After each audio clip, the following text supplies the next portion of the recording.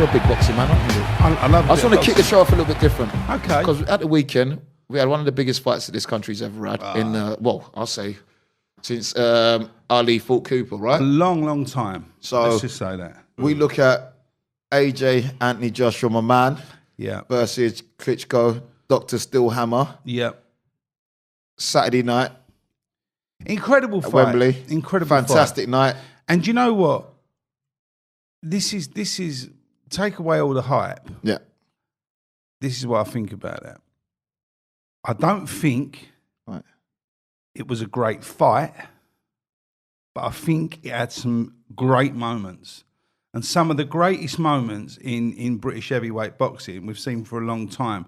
Because if you look at it as a whole, when the fight started, they was both very tentative of each other. Yeah, of course. They was both, you know, like you You're would trying expect to, a little you're going bit. to suss them out a little bit. But you sort of think, hold on a minute, you know, there's been this massive build-up in what this is going to be. And I understand they're sort of feeling each other out, but I expected a little bit more from them. So you actually thought they was going to go straight off, bombs Well, not flying. so much bombs, a little bit more...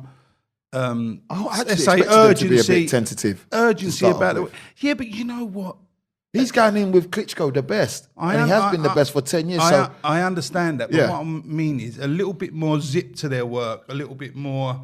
You think of the great fights in our history, you know, the great fighters like, you know, Ali, Fraser and all that. I'm not comparing them to them sort of fights, but what I'm saying is, you know, there wasn't a lot of pussyfooting around each other. Both obviously very wary of getting hit with big shots. Yeah, because they're two giants. Yeah, exactly. But at the end of the day, they're going to get it on. Yeah.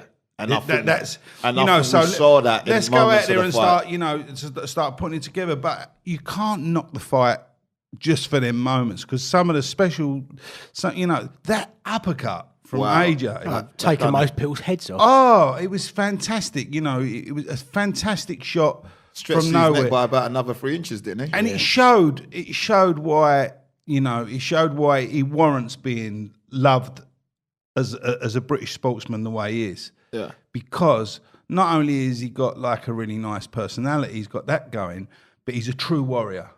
To get up off the floor. I thought he was done as well, Rick. Yeah, I might add. Yeah, and me too. Yeah. And my worry was, as you know, in the build-up shows to it when we've been speaking about it, is that, you know, he hasn't come over here. It's not about money. It's about pride.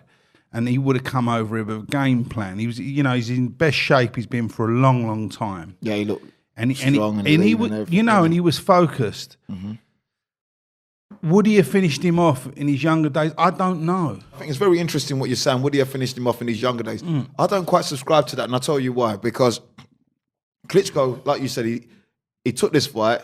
He's not short of a pound note. No. He's a very, very, very wealthy guy. Yes. He's 40 or 41. 41, yeah. But being a 41-year-old with all your faculties makes you a lot more aware of what you're getting yourself into, especially fighting someone like AJ or getting into a ring with someone like AJ. So I don't necessarily feel he is because he was an older guy that cost him the fight.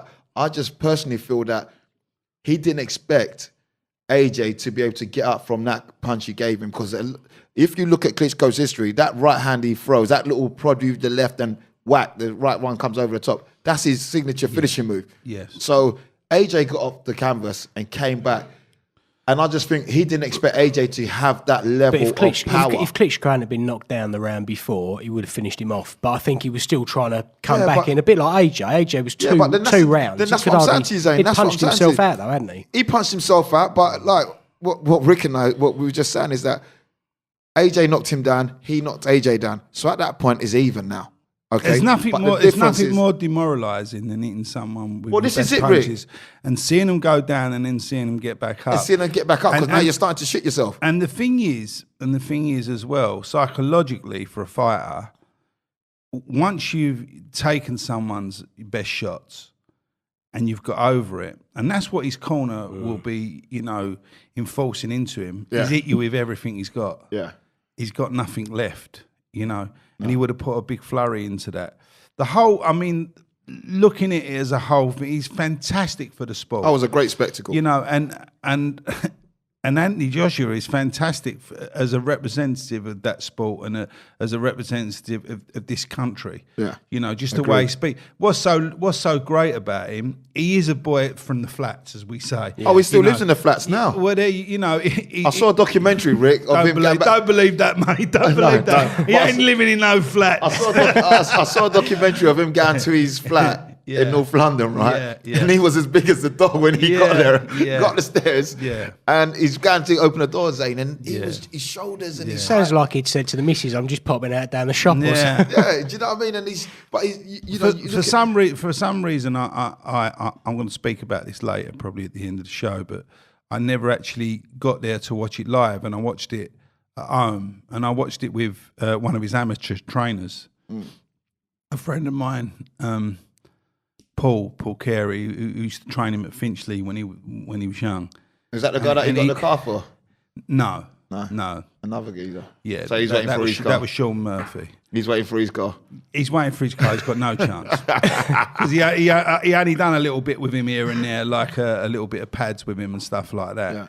And he said to me, "I remember that kid not having his bus fare home. Yeah. He was 53 pence short." Yeah. And he remembered the amount, because my mate's really tight, by the way.